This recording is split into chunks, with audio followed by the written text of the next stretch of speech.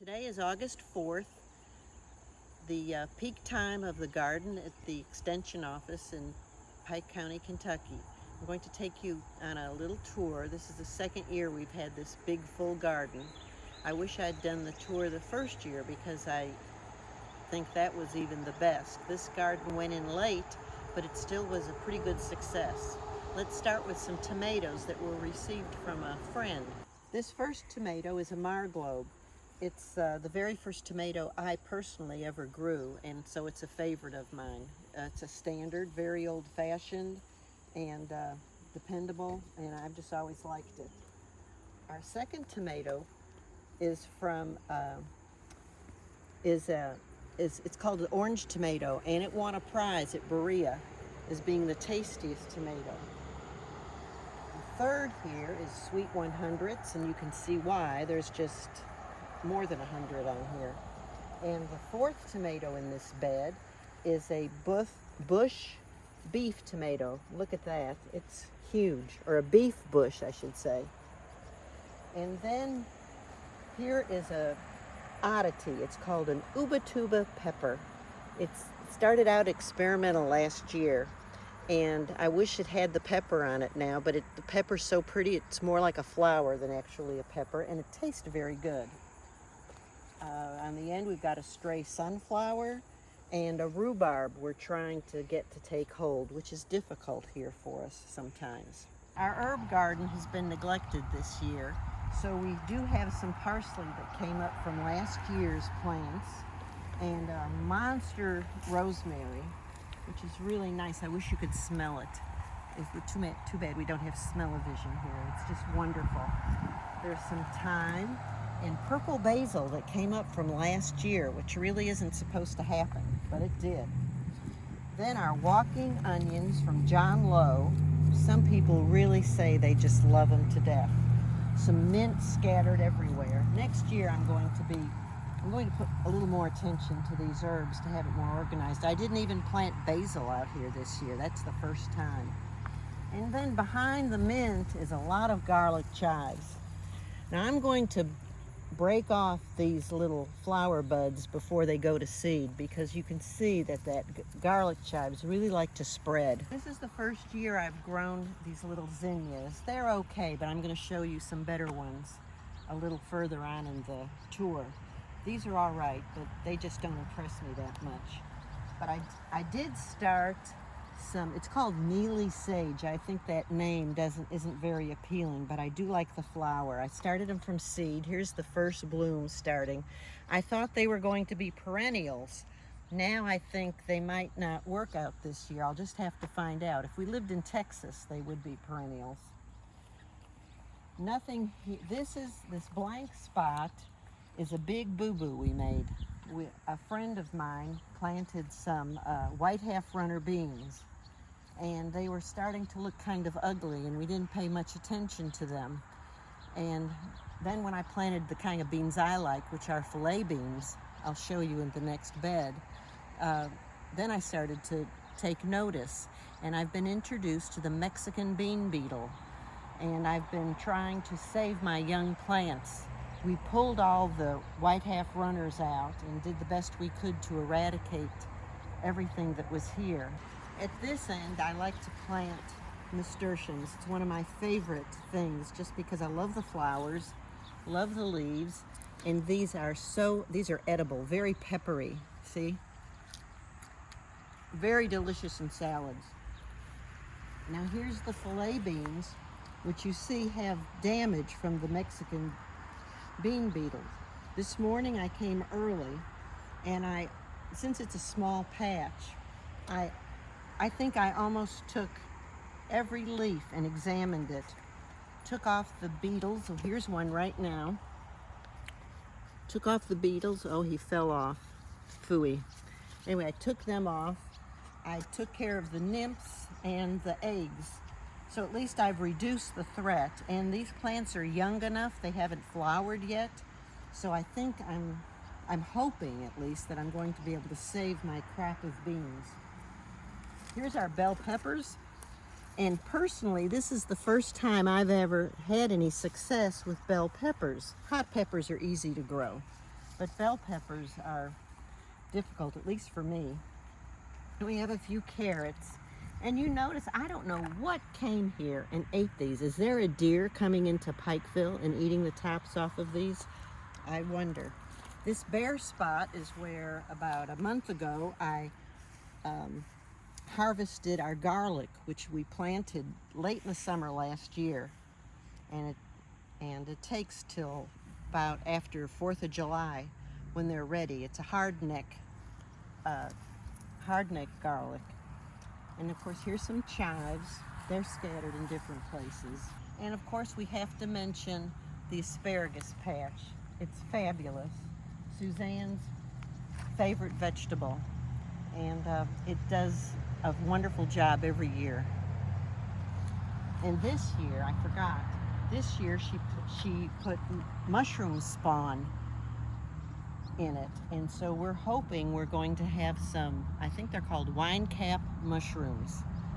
Very excited to see if it works this year. Right here we have a surprise. These were supposed to be 4-foot high sunflowers, and I think they're just about as high as the Mammoth Sunflowers. I don't know if there's something peculiar about the soil they're in, or they were just terribly mislabeled in the catalog. But you can see they're pretty sunflowers. They're not the mammoths. They're a different kind, and the bees do like it. So I guess that's all right. Here I have a collection of tomato plants. That I have 4 different types of tomatoes. I'll tell you what they are when we get to the next batch. But I definitely have them too close together. They've been attacked by blight this year, and I've been pretty successful treating them with a peroxide solution. Some of the tomatoes are more susceptible than others, I found out, which is very interesting. But every year I say I'm going to plant the tomatoes further apart, and this is usually what happens. And I depended on another person to tie them up. Unfortunately, I didn't tell them that's what I depended on them for, so it's joke's on me. And here's the zinnias that I was going to tell you about. It's called Bernery's Giant. Last year was the first year we planted them, and they were so fabulous. Of course, we planted them again this year. But what's interesting is they were much taller last year. But I like them shorter because they don't tend to flop over as much. But they are real showstoppers. They're just fabulous. Someone told me to save seed from last year, and I tried it, and I really didn't get good results with what came up. So I'm going to have to order the seed unless somebody tells me to do something in a better way than the way I handled it. And this is where I've got one of each of the 4 tomatoes that we grew this year. Mountain Magic. And it seems that seems to be the standard size of the tomato. And then the other one is, let's see, get the name. And these should be bigger, I would think. But this is Arkansas Traveler, because this was someone's favorite. But I'm kind of surprised how smallish they seem to be. And then around the corner on the other side is what's called Stone. That's the first year I've grown this. And they look to be pretty standard size. And then behind that, which is really hard to see, let's see if I can get around here. It's a Italian tomato, Federle. It's a paste tomato. And this one is the most prone to the blight. I've had a lot of trouble treating it, but it looks pretty good now. You really can't see much evidence of it. Now, I used to have paths through here, but this butternut squash that I've planted for the first time this year has absolutely gobbled up the whole garden, and you can't even see the paths anymore. But the butternut squash seems to be producing very well. I tried some from the farmer's market last year and liked it so much I had to give it a try. But this garden is supposed to be broken up into basically 4 quadrants, but you wouldn't know because of the squash covering up the paths. Here's some developing butternut squash. and they are all over the place. So I think we're going to have a good crop of them. Here's a very small patch of corn. The Newsomes suggested we grow some. For some reason, I never thought about growing corn, which is everybody's favorite. But this is called Honey Select. It's James' favorite, and it's almost ready to pick. And my husband's been picking a couple of ears. He's eager to try it, and I keep trying to make him hold off. But it seems to be doing very well. Now you see this arch we have here? Our trellis, I call it the hut because there's 2 chairs inside it, and right now they're just covered up with those morning glories. But I have cucumbers growing up the sides on both sides, and the cucumbers are just about finished. I have the burpless, and I'm kind of disappointed about how they come out. Most of them would have a curl to them, and I guess when they touch something, that's probably what makes them curl. And they're so hard to find in all this greenery. Here I've got some late beans, and I'm hoping the Mexican bean beetle does not find them. I keep checking them every day to see evidence of it. This is just a patch of wildflowers, and mostly what we've got blooming here now is, well, I forgot the name of it, but anyway, this is what we mostly have. But ever since early spring, we've had different kinds of flowers coming into bloom, and it's really been fun. Got a little patch of beans right here. By the way, all these yellow flowers you keep seeing everywhere, these are cosmos. And I didn't plant them this year. I planted them last year, and they came up everywhere this year, so I've kind of relocated them in different places. Oh, and this is a prize. This is pineapple sage, which technically should never come up all by itself. You have to plant it. It's supposed to be an annual. But ta-da, here it is. It was even in a pot. And this came up from last year. It blooms in the late fall. It has pretty little red flowers on it. It's a real treat when everything else is looking droopy. This is where most of the cucumbers were, and I've got to find out what kind of disease that is on the cucumbers, but I don't think it hurt production. I had onions in here that most of them have been pulled up already, but here's one that's left in there, and grew some beets here. Most of them have been pulled up, but we have a few more left to try, and I've been real happy with the way they turned out. Our compost bins, which are new this year because we built them with cinder blocks, and Tara and James Newsome are responsible for making this happen. I'd probably still have a pile of blocks with nothing done yet, unless they'd come one day and got it done for us. And we've got it camouflaged with some Mammoth Sunflowers. They got in late. If I'd planted them at their usual time, they'd probably have their flowers on them by now.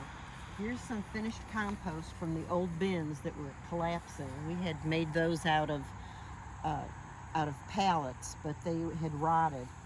And here's all the stuff we're throwing in that's going to make compost eventually. This year we have some new raised beds, and I put 2 different kinds of pepper in them, something new that I've never tried before. So we'll just see what happens. One's a pimento, and the other is a type of bell pepper. And there's some more of the small zinnias that have done very well here. What I don't like about these raised beds is that you have to be more diligent about watering them. Now right here I have some cucumbers, and they've been crawling up this fence, and every time, well, most of the cucumbers from this that matured would be on the other side of the fence, so I'd have to go all the way around to harvest them. And here is our cantaloupe bed, and this is really doing well. And somebody picked we had a cantaloupe hanging from the fence, and somebody took it. Phooey! But you'll notice we do have some more cantaloupes in here that are maturing. Well, these are still green. That one that was hanging on the fence was ready to go. Oh, here it is. It just got too heavy. It just kind of fell a little further down. Anyway, it'll be ready to pick. I'm glad nobody stole it. And I guess that's about all we've got.